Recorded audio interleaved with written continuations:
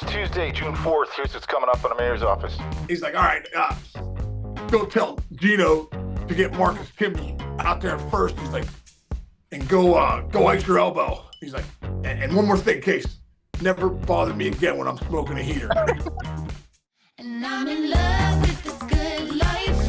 Can't give it up. Make it to the top. Keep climbing. I wanna live it up. The good life. I'm coming up. I'm coming up. The good life. Good life. Oh, good life. Good life. Good life. Yeah. Jumping in hot, Chinky, hang on, let me shut my door. Yeah. Shut my door, he says. Looking good. And today, got the makeup on already. You doing some sexual action, right? Got MLB Central after this, bro. We got, dude, you ever heard of a dude named Young Gravy? It's like a, Yeah. dude, Young Gravy's coming on today. What would you ask Young Gravy if you were me? Trying to figure out some questions, you know what I'm saying? What's his favorite type of gravy? Where'd you get the name Gravy? Yeah, I'm gonna ask him. You like Danny Graves? Danny Graves. There you go. Hey, He's like 21. He's gonna be like, dude, this guy's old. I'm 49. Jesus. That's right. That's right. Hey, big news, man. Hey, your buddy Jim Leyland is getting his number 10 retired from the Detroit Tigers, man. You got to go to that whenever that is. I think I'll look it up.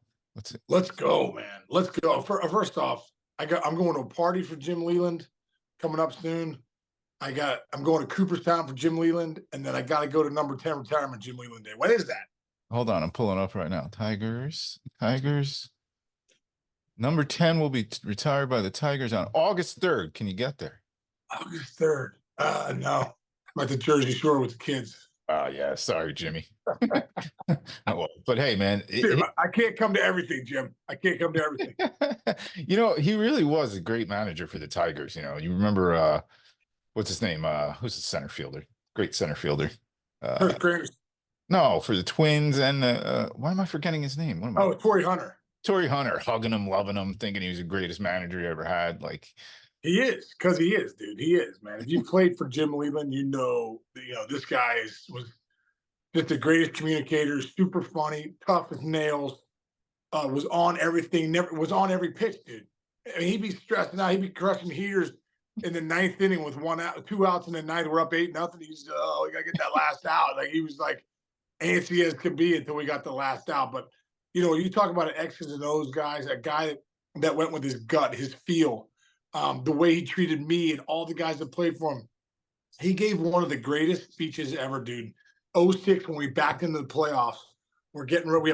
We have a workout day, and then we're playing game 1 of the ALDS against the Yankees, who dude, all-stars at every position. Like, you didn't want to play the Yankees this first round, 06, 100+ wins, and Leyland just saddled everybody up, kicked the media out, saddled us around this table. And he gave like a Vince Lombardi speech, was like, this is the best team I've ever managed. We're going to win this thing. I know we've struggled coming in, but we're now it's a new season. We're going to win. We're going to come in here and beat the Yankees. And he went through it was this whole thing about, we got to respect them, but we're not going to fear anybody. We're going to charge right for these guys. It was just incredible. I mean, anyone that was in that room, I really believe that meeting flipped the script about us and if guys were, because we had just lost 3 in a row to the Royals, lost the division on the last day of the year, so we got the wild card. We had to play the Yankees. People were down, and people were like, a little rattled, and he was like, "We're in, and we're going to come right at these guys. We are not favored. We're supposed to lose. We're not going to lose to these guys." And it was incredible, dude. Like, that's what I mean. Like, Leyland was just a guy. He knew how to motivate. He knew how to push the right buttons. Everything that great managers do, he was that. He's a Coop. That's why he's in Cooperstown, man. There you go. He was a next level guy. Yeah. Next level guy would wear spikes. Like he was go out and play second base in the seventh inning of a game, right? He wore spikes. Spikes. This is a great story too, Chinch. Now, between every inning, and when he was with the Buccos, he used to kind of smoke his heaters in the dugout. Like, during the game, he'd have his hand, and a lot of managers did back then, like Earl Weaver and Ripken and a lot of guys were crushing heaters, but you know, he had the hand like this, and you think he couldn't see, and then the TV would get him. So then I don't think you're allowed to do that anymore in I would 06, assume. 06, 07. So one time we're playing the Chicago White Sox, and in between every inning, Leland would go down the tunnel and sit down in his chair and rip a couple heaters, and he would probably get 2 in an inning. You know, I don't know. Now it's like 2. Now it's 2 minutes and 30 seconds. I mean, it was just he would get 1.5. He would just rip one with one ready to go, and he'd get a couple, the old light one with the one, and he would get a couple more drags out of like your grandmother would, back in the day, like your mom probably did cooking Italian, cooking the seven fishes for you. Your mom would just be ripping one heater after another. Absolutely. So this one time, dude, we're facing Gavin Floyd with the White Sox, and it's like 5th inning. He throws me like a 96-mile-an-hour cutter, dude, and it just like a Scud missile. It kept coming. It started cutting on me so late, it hit my back elbow, like right here. I'd never felt a pain like that, dude. Like it went through my body. I feel like I got shot, it felt like I got shot or hit with lightning or something. So I'm sitting there. I can't move. So I'm sitting there in the batter's box, and Leyland comes over. He's like, "Hey, baby, you all right? You all right? Can you go?" I'm like, I'm so scared to tell Leyland I can't go. I'm like, "Yeah, I'm good." Meanwhile, I'm like, I am not good.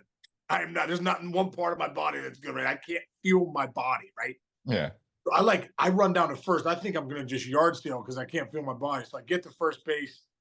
I'm like, oh my gosh. So, dude, no feeling in my arm. The inning ends. I come back in. It's my catching arm. I'm playing first base. I can't lift it, Chance. Still, I'm thinking it's going to go away, but it doesn't go away. My elbow's so swollen, and I'm like, Leland's now not in the dugout. He's down crushing a heater, right? And if you go down and talk to Leyland when he's crushing a heater, that's like going to like the nastiest pit bull you've ever seen, and you gave him a ribeye. And then you come over and try and grab the ribeye. You know what I mean? It's like it's not going to end well, right? So I'm like, I'm in a situation here where I'm like, I got to just figure out how to go out there, but I'm like, I can't lift my arms. I'm like, I can't even throw the ball around. Right. So I go to Gene Lamont. I go, Gino, I don't know what to do. I go, I can't lift my arm. I was like, I don't think I can go back out there. I was like, my arm's so swollen. He's like, all right, Case, you go tell Skip that you got to come out of the game. I'm like, you tell him. I was like, I'm not telling him, you tell him. So he's like, well, you got to go tell him. So I'm like, oh my God. So I go down there. I'm like, Skip. He doesn't even respond. He's so locked in, head down. I'm like, Skip. Hey, nothing. So I'm like, Skip. He's like, what? I startled him. He's like, what? I'm like, hey, I was like, I can't go. I was like, hey, that ball, the elbow, my elbow's swollen. I can't lift my arm. Oh my He's God. like, all right. He's like rattled. He's like, all right. He's like, all right. Go tell Gino to get Marcus Timms out there at first. He's like, and go ice your elbow. He's like, and one more thing, Case, never bother me again when I'm smoking a heater.